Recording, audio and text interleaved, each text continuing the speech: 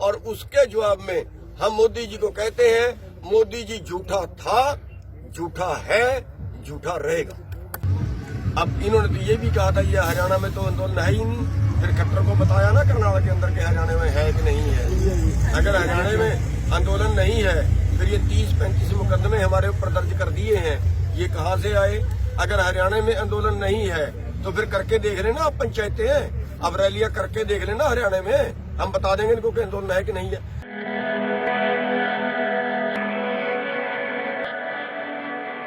ये कृषि का व्यापार जो खरबों का व्यापार है वो अडानी जो मोदी है वो अपने मित्रों को देना चाहता है, और पूरे देश का जो भोजन है वो चंद पूंजीपतियों के गोदामों में चला जाएगा इन कानूनों से, और पूरा फिर वो ब्लैक करके उस भोजन को बाहर निकालेंगे, और देश की जो हमारे देश की गरीब जनता है उसमें करोड़ों लोग भूखमरी का शिकार होंगे, क्योंकि यहाँ की जनता अमीर जनता नहीं है। पहले हमारे सामने उदाहरण आ चुका है, महाराष्ट्र की सरकार ने दाल से स्टॉक सीमा हटाई थी, 200 रुपए किलो में दाल बिकी थी। अभी प्याज आपके सामने 80 रुपए किलो में बिका, आलू 40 रुपए किलो में बिका। अभी कानून नहीं थे तो ये हाल है, और जब उनको लाइसेंस दे दिया गया तो हमारे देश में इतने मोटे मोटे मगरमच्छ हैं जो सारे देश का भोजन खरीद के अपने गोदाम में जमा कर सकते हैं, और भोजन जो है वो व्यापार नहीं होता। एक बात।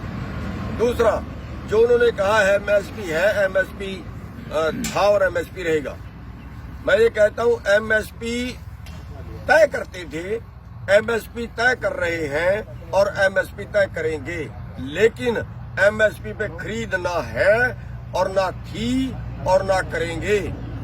ये 23 फसलों में से केवल 2 फसलें गेहूं और धान, वो भी हरियाणा और पंजाब से खरीद रहे हैं, उतनी खरीद रहे हैं जितनी पीडीएस में देनी होती है। उन्होंने इस आंदोलन को खालिस्तानी बनाने की कोशिश की, अति घटिया कोशिश की।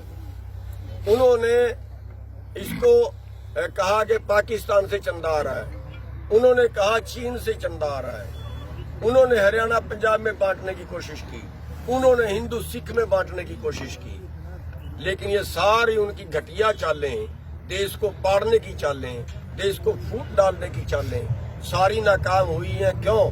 क्योंकि ये आंदोलन हम नहीं चला रहे, इस आंदोलन को वो परवरदिगार, वो मालिक ही चला रहा है, उसकी विशेष रहमत है इस आंदोलन के ऊपर, और हमें यकीन है कि इनकी अगली चालें भी सारी फेल होगी। इनके ऐसे कहने से कि चंद लोगों का आंदोलन है। अब इन्होंने तो ये भी कहा था ये हरियाणा में तो आंदोलन है ही नहीं, फिर खट्टर को बताया ना कर्नाटक के अंदर के हरियाणा में है कि नहीं है। अगर हरियाणा में आंदोलन नहीं है फिर ये 30-35 मुकदमे हमारे ऊपर दर्ज कर दिए हैं, ये कहाँ से आए? अगर हरियाणा में आंदोलन नहीं है तो फिर करके देख लेना, आप पंचायतें हैं, अब रैलियां करके देख लेना हरियाणा में, हम बता देंगे इनको कि आंदोलन है कि नहीं है। अरे हजारों की भीड़ होती है, 20-20, 50-50 हजार की भीड़ एक एक जगह हो रही है, और ये कहते हैं ये किसानों का आंदोलन नहीं, इसको कोई बहकारा है। अरे अगर किसी के बहकाने से 50-50 हजार लोग इकट्ठे हो सकते हैं, अगर किसी के बहकाने से 2 लाख ट्रैक्टर दिल्ली में जा सकते हैं, 10 लाख 15 लाख की भीड़ दिल्ली में जा सकती है, तो फिर सरकार किस काम की है? फिर तो बहकाने वाले इनसे तकड़े हो गए, फिर तो डूब के ही मर जाना चाहिए सरकार। बीजेपी जो है वो दंगई पार्टी और क्रूर पार्टी है, उन्होंने तो कई बार हमारे ऊपर हमले करवा लिए हैं। एक भी किसी मंत्री के नाम से के मुंह से आज तक किसी परिवार के प्रति संवेदना प्रकट नहीं की जा रहा। वो लोग भी शहीद हुए जिनका एक एक अकेला अकेला बेटा परिवार में था, अति दुखदायी है। और पहले बार हम देख रहे हैं कि जब पार्टी के लोग आके आंदोलनकारियों पे पट्टे मारें, आंदोलनकारियों से झगड़ा करें, हम पहली बार देख रहे हैं। अरे इनको पुलिस में भी इतबार नहीं रहा, इनको प्रशासन में भी इतबार नहीं रहा, इनको किसी चीज पे इतबार नहीं रहा।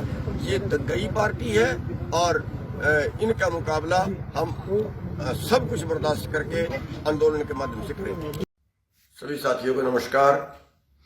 साथियों, ये जो आंदोलन चल रहा है देश के अंदर, ये केवल किसानों का आंदोलन नहीं है, क्योंकि पूरा जो खाद्यान्न है वो चंद पूंजीपतियों के गोदामों में कैद होगा।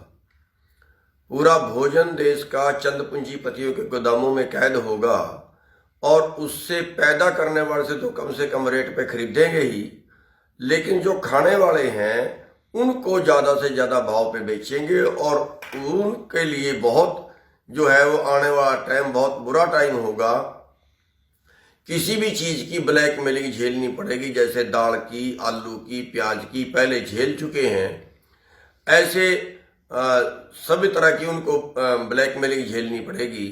मैं ये बेनती करना चाहूँगा कि हमें पूरी जनता को, पूरे देश को एकजुट होकर ये आंदोलन लड़ना चाहिए।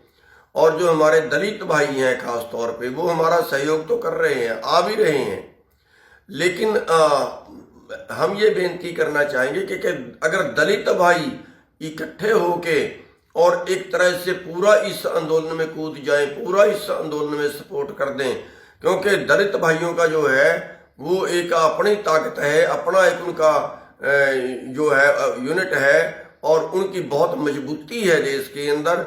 और सबसे ज्यादा नुकसान या तो दलित भाइयों को होने वाला है या किसान और छोटे दुकानदारों को होने वाला है।